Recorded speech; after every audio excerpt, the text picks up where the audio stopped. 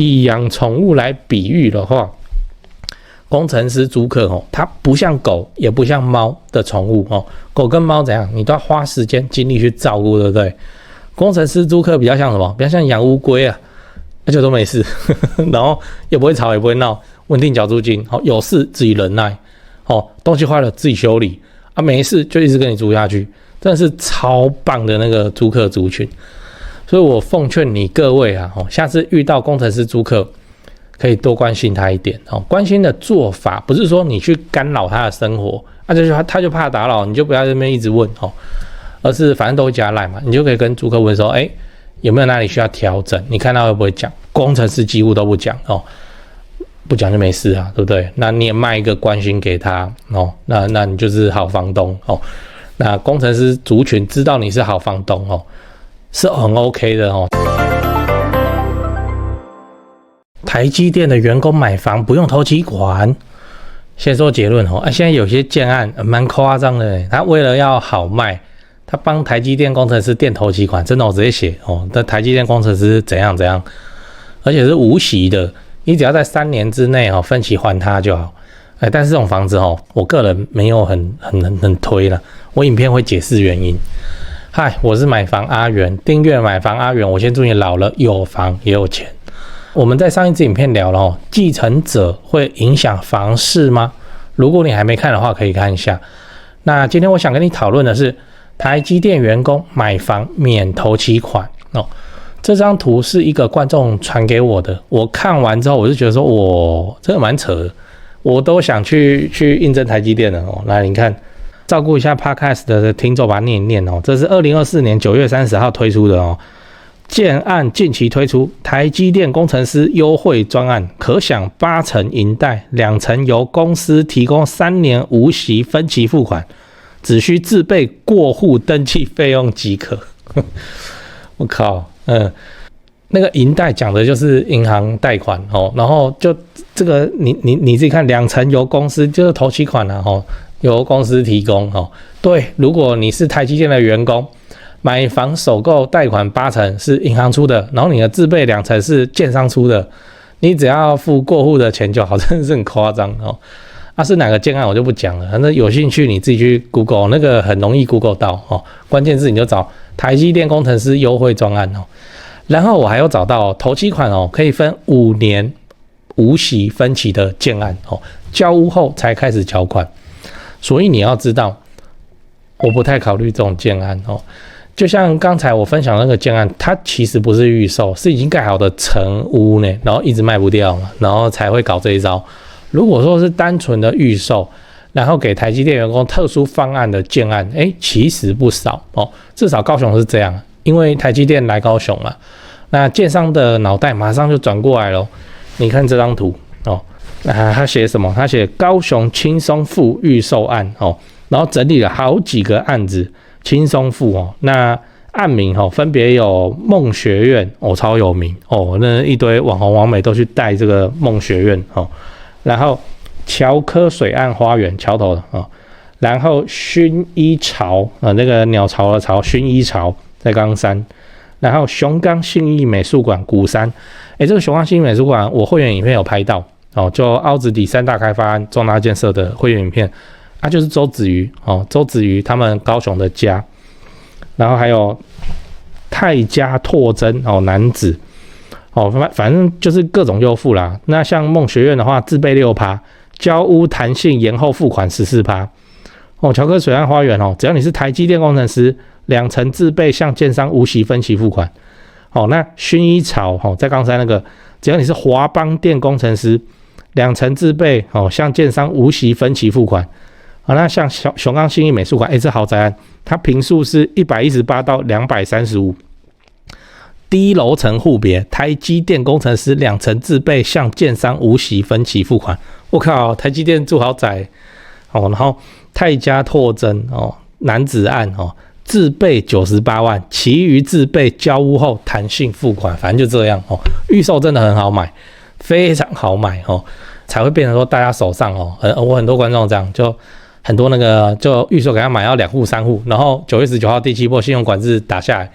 差点狙掉这样，超多的这些建案老实说，我也不认为有什么问题，只是你要想哦，就是来买这些建案的人，他们属性上是怎样，冲着不用付头期款来的。当然，你要说台积电工程师什么付款，当然不会有问题嘛。但我会看现在很多买的人怎样，他都不是自住需求，所以5年以后会发生什么事，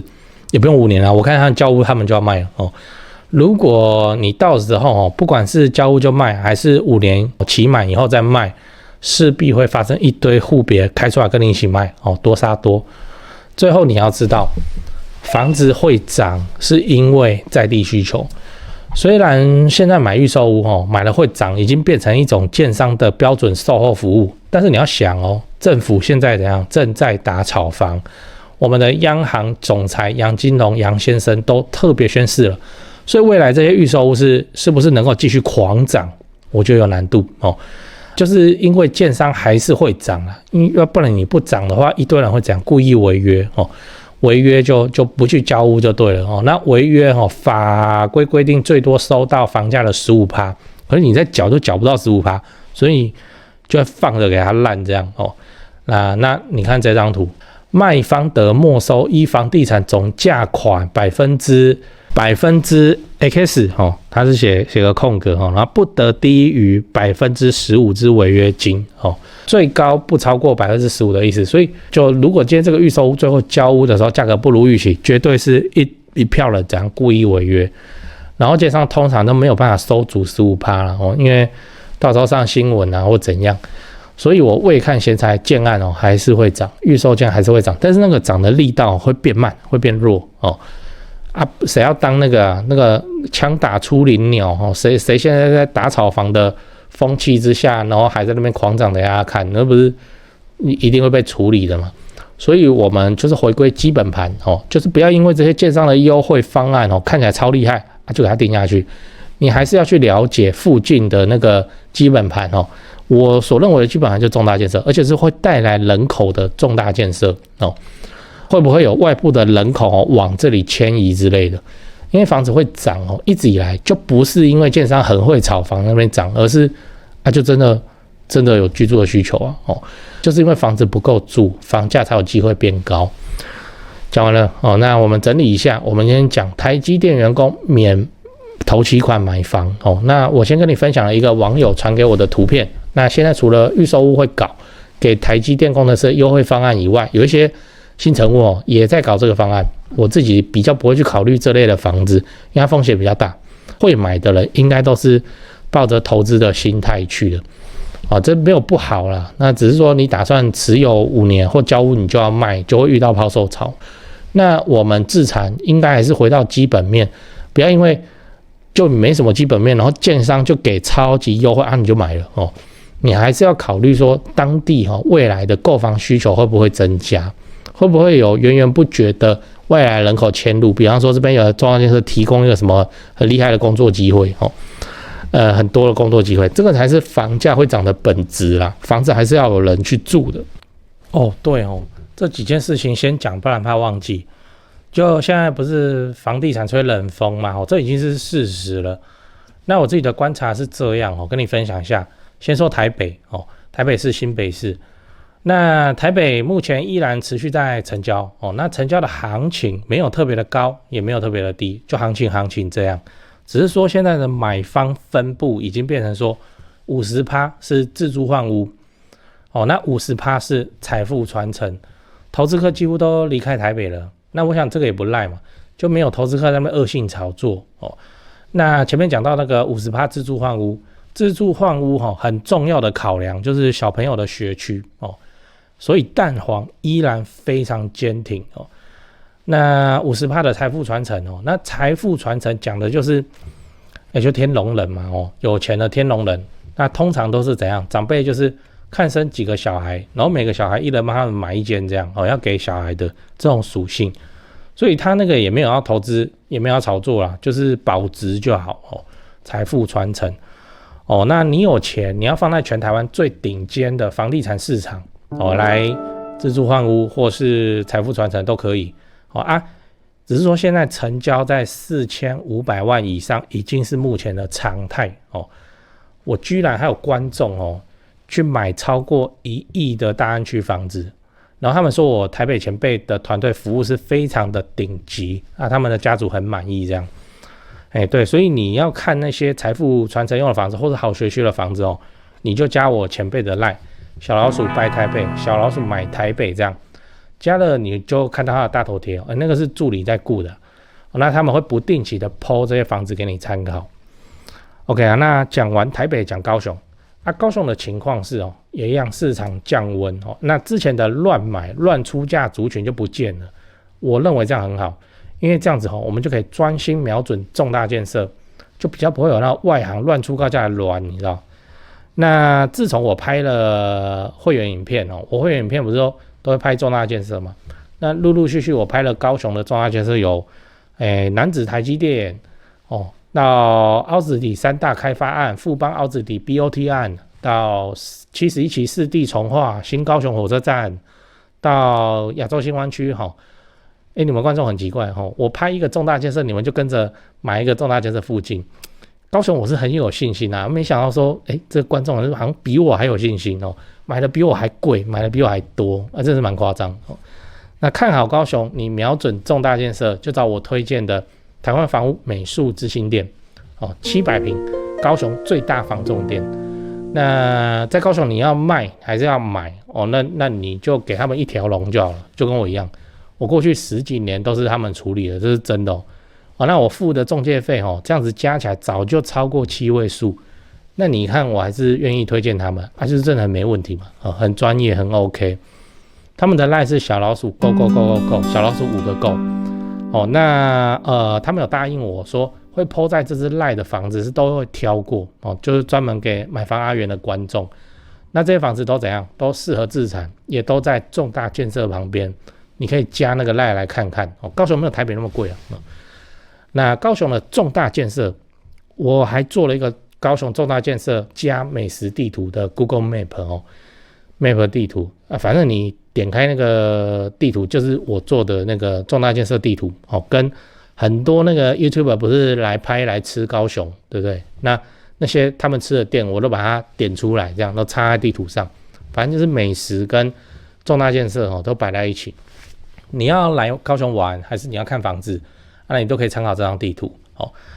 这个我也花蛮多时间做的那我自己也用得很开心因为我就是平常没事我都看那些 YouTuber 吃吃喝喝我去吃这样那使用的方法是你要去我的那个影片的资讯栏复制那个连结，然后贴在你的手机浏览器上打开来看才会正常你直接点那个连结它会内建打开你的 Google Map 这个 App 那不对，那打开来很多问题但我也不知道为什么，所以你就是用浏览器开就复制那个地图连结再贴到浏览器去打开，这样才会正常好啦，以上台北的 LINE 高雄的 LINE 重大建设跟美食地图你都有了，那就祝你自产顺利，来高雄玩得开心，赞赞。讲八卦其实台积电不是只有买房子的时候有优势呢，租房子也是非常有优势的呢。像我们最喜欢的租客就是什么大厂的工程师越窄越好，而且大厂工程师又比工程师还要受欢迎我讲干话了关于我租过的工程师租客是怎样来分几点说明：第一个租金，第二个生活习惯，第三个管理成本，第四个2点特殊观察我们先讲租金。首先租金都没有问题工程师的收入都足够去 cover 掉，甚至也谈不上负荷工程师即使是在南部年薪应该都有80万以上那如果没有到80万，那就是一个假工程师，就是冠一个什么工程师比较好听的职称这样那租金对工程师来说通常都不是问题，而且工程师他们是怎样？他们是愿意花贵一点去租好一点的房子。所谓好一点的房子的意思是软装跟家具家电怎样比较齐全高级，而不是说空屋什么家具家电他要自己去买这样。而且工程师是有机会去谈那个一次付整年租金，你给他打折，他们都付得起他真的都这样，我遇过的都这样。还有那一次要跟我付3年的，我想一想还是算了那他们想的事情是说不会是工程师，他想说租金会涨，所以我现在付，我即使是一次付，我就是绑定现在的价钱，以后不会被涨房租3年，然后怎样拿，反正公司很会算啊。而且他们真的是认为这样子付钱是划算的，那对租金也没有什么敏感的，敏感到说，像什么价钱最优先啊，去市场比价一圈，他们认为的那个方便跟品质反而还比较重要。而且工程师普遍觉得说看房子这件事情好烦啊，怎样都可以啊，那个能睡能住还不错的房子，热水会热，冷气会凉，网络很快，这样就好了哦。整个就是工程师很好养活的感觉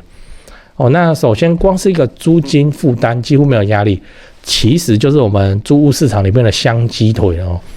天下哪个房东不爱工程师租客？只有极少数房东这是遇到很奇葩的那个工程师才会出状况。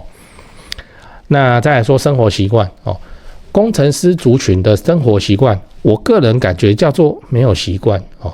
就好他很奇怪好像只要网络加冷气他就能活这样，然后几乎都没有什么奇怪的不良嗜好负面的嗜好。比方说那个音乐放超大声或是像8+9一堆他们就揪朋友一起来嗑药开趴什么的，就不会啊。工程师几乎都交友很单纯啊，我感觉他们家没有朋友然后有的话也是网友社交相当单纯，这一点很不错。我们房东就变成说没什么要去管了，而且有问题工程师也会怎样想办法自己去处理掉。有点奇怪，就是他们好像会觉得说，我是工程师，看我要自己去弄这样。好，比方说换灯泡比方说网络会内格什么的，很多问题我都还不熟嘞，但都是那个工程师他们自己去处理的他们就自己 Google 网络查一查用一用，就这样很甘愿自己动手处理，甚至为了这个动手去买工具而不是像很多那个女生租客。我说真的跟巨婴一样，女生套房租客我处理过非常非常多麻烦的事情啊，都是小事情进她的房间，她把我当成变态在提房那样，嘿啦，对啦，我长这个样子是我的错啦那结果只是那个马桶水箱的绳子脱落啊，就是把水箱盖打开，这掉了那我把它勾回去绑紧啊，就这样就好。可女生就是没有办法自己处理。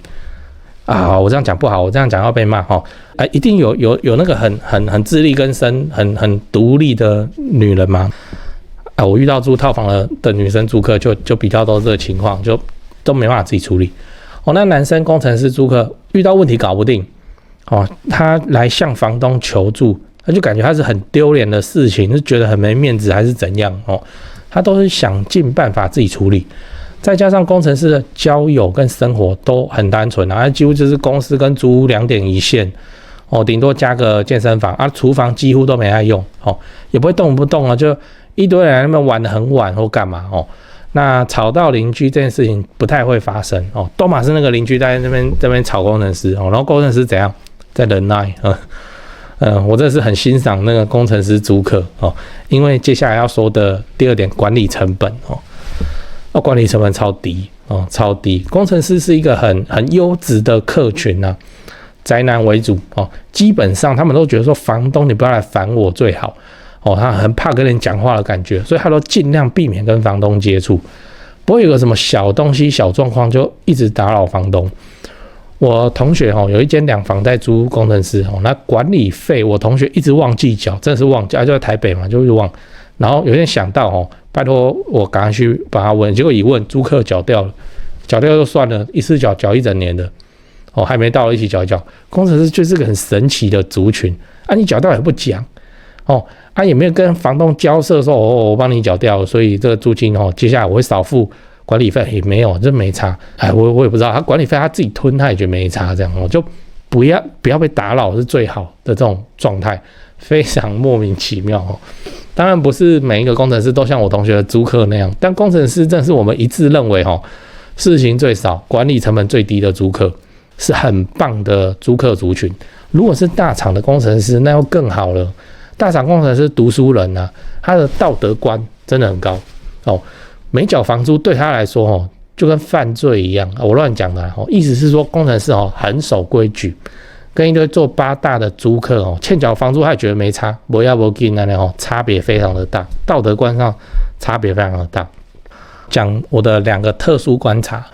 我的第一个观察是工程师的面子很薄很薄，就很奇怪。不是说他爱面子哦，而是租金哦迟交几天，我们也觉得没差，对吧？但是他本人就非常过意不去，觉得很惭愧什么的，非常奇怪哦。我想你要是有认识工程师朋友，大概都能要观察到这一点，叫面子很薄，所以很怕丢脸哦。那怕丢脸就会尽量怎样安排妥当哦，不要出包，让自己不会丢脸这样。我真的是纳闷了，像我自己都是业务出身的工作，我们整天都在客户那里丢脸哦，不止丢脸，我们还被客户洗脸哦。到现在我都不觉得怎样，可是工程师的心态就不会这样哦，面子非常的薄。很怕别人说他不好哦，因此他都处理得好好的，最好像个隐形人哦，都不会被点名到这样。我想最近的流行的讲法就是什么 I 人 E 人嘛哦，那工程师大概都是 I 人，这对我们房东来讲真的很棒哦，真的很棒，管理成本极低，基本上可以说不用去管哦。面子薄还有一个现象就是我们租金不是说故意开高1000、2000，等租客来杀价嘛哦，那我遇过的工程师租客哦。也没几组了，但很奇怪，他们不杀价的。他开口要我就给他了，但就不开口哦，好像杀价是个很冒昧不妥的行为一样。我想这一点有许多的案例哦，就像女生说嫁给工程师嘛，然后有一天没空，叫工程师老公去菜市场买菜嘛，结果那个工程师老公菜市场买菜全部不敢杀价，全程不杀价哦，全部都买原价。讲说工程师性格很内向害羞什么，但大概就是这个样子哦，面子很薄。那我的第二个观察是说，工程师他们很不想要去处理生活中与人的沟通，很不想要。他不是不会，他是很不想要。像我自己处理过的事情是说，客厅是前屋主流的木头沙发，木头沙发你知道吗？整组的木头，它就不是沙发，整组都硬邦邦的哦。因为也都很好，成色也很好，然后说什么当初买多贵，然后我也给他放着，好，那就出租了。结果啊，这个工程师租客也没有跟我说他这样不舒服，来跟我协调换沙发都没有，他就自己去买很多软垫，就垫在沙发上，把它弄成沙发。等他退租的时候，我去看到我的沙发嘞，怎么是这样哦？然后他就没有啊，就我自己用，然后对他讲话语气就这样哦，我这样，那我拿去丢了都好啊，我当然不觉得他软垫有怎样啊，也蛮好看的，他还自己花钱哦，就是说干嘛弄成这样啊？你跟我讲，我就帮你换了嘛。我的意思是说，干嘛那么委屈哦？想要沙发你就拿出来讨论，你那么优质的租客，你可以跟我们开口要东西哦，我们没差，他又不讲。就想办法自己去处理哦，好像能不跟人家沟通哦，他就尽量不跟人家沟通一样，有点可怜这样。这么优质的租客嘞，你拿出来讲当然是 OK 啊，结果他在忍耐，在忍耐，干嘛要忍耐？这真的很符合工程师那种能不跟人讲话就不要跟人家讲到话的那种性格，我觉得是一种内向的病啊。但对房东来说，真的很棒哦，真的很棒，超优质，都不会改哦。以养宠物来比喻的话，工程师租客它不像狗也不像猫的宠物哦，狗跟猫怎样，你都要花时间精力去照顾，对不对？工程师租客比较像什么？比较像养乌龟啊，而且都没事，然后也不会吵也不会闹，稳定缴租金，有事自己忍耐，东西坏了自己修理啊，没事就一直跟你租下去，真的是超棒的那个租客族群。所以我奉劝你各位啊，下次遇到工程师租客，可以多关心他一点哦。关心的做法不是说你去干扰他的生活，他就怕打扰，你就不要在那边一直问哦，而是反正都会加赖嘛，你就可以跟租客问说，有没有哪里需要调整？你看他会不会讲？工程师几乎都不讲哦，不讲就没事啊，对不对？那你也卖一个关心给他哦，那你就是好房东哦。那工程师族群知道你是好房东哦。是很 OK 的哦，他就会介绍什么学弟来跟你接这间房，因为他工作要调动怎样哦。那他们不会像那些恶劣的8+9一样，他知道你人好，他就要扔头请回，他就吃你哦。相反的，那工程师族群会维护这个好房东。我不知道怎么讲，那个感觉是他们就觉得你 OK 好，那他们也很道义这样哦，真的是很棒的租客。我想这是因为工程师都读书人啊。比较少经历那种社会事啊，就比较文明这样哦。真的，如果你的租客是工程师，我真的认为工程师比什么军公教还好。军我也遇过精神病了，然后那个叫我